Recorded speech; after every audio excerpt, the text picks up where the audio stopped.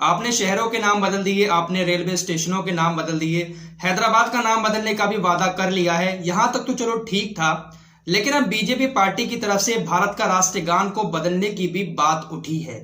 क्या है पूरा मामला आपको बताएंगे, लेकिन थोड़ा सा आपको हैदराबाद की तरफ लिए चलते हैं। आपको तो पता ही होगा ना कि हैदराबाद के अंदर अभी 1 दिसंबर को कल चुनाव हुआ था, निकाय का मेयर चुना जाना है हैदराबाद के अंदर, जिसको लेकर बीजेपी पार्टी ने बड़े बड़े नेता हैदराबाद के अंदर उतार दिए। एक छोटे से चुनाव के लिए अमित शाह, जेपी नड्डा और योगी आदित्यनाथ जैसे नेता हैदराबाद के अंदर पहुंच गए। जब से बीजेपी पार्टी सत्ता में आई है तो योगी आदित्यनाथ ने कुछ शहरों के नाम बदल दिए, कुछ स्टेशनों के भी नाम बदल दिए। यही उन्होंने अपना कैंपेन हैदराबाद के अंदर भी जारी रखा।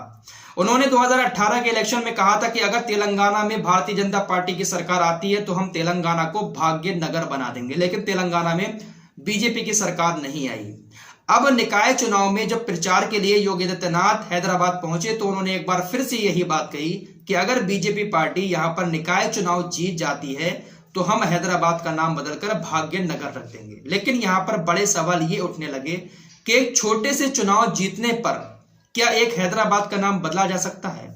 क्या निकाय चुनाव जीतने पर बीजेपी पार्टी हैदराबाद का नाम बदल सकती है? क्या इतनी पावर बीजेपी के पास आ सकती है हैदराबाद के अंदर सिर्फ एक निकाय चुनाव जीतने पर? इसी बात को लेकर अमित शाह से सवाल किया गया कि योगी आदित्यनाथ हैदराबाद का नाम बदलने की बात कर रहे हैं, क्या ऐसा हो सकता है? तो अमित शाह ने कहा कि मेरी इस पर कोई भी राय नहीं है, मैं इस बात पर अपनी कोई भी प्रतिक्रिया नहीं देना चाहता। यानी कि अमित शाह ने साफ साफ इनकार कर दिया एक इनडायरेक्टली तरीके से कि हैदराबाद का नाम नहीं बदला जाएगा। कुछ ऐसा ही कहना था अमित शाह का इनडायरेक्टली तरीके से। तो योगी आदित्यनाथ जहां दावा करके आए हैं, वादा करके आए हैं वहां के लोगों से कि हम हैदराबाद का नाम बदलकर भाग्यनगर रख देंगे, वहीं असदुद्दीन ओवैसी साहब ने कहा कि आपकी नस्लें तबाह हो जाएंगी लेकिन आप हैदराबाद का नाम नहीं बदल सकते। और अमित शाह जी ने भी इस पर चुप्पी साध ली, क्योंकि सवाल ये उठता है कि एक निकाय चुनाव जीतने से इतनी पावर आ सकती है कि आप हैदराबाद का नाम बदल दें, किसी शहर का नाम बदल दें सिर्फ निकाय चुनाव जीतने से? या सिर्फ ये एक मुद्दा लोगों को बहकाने के लिए बीजेपी पार्टी ने वहां पर रखा था कि हम नाम बदल देंगे?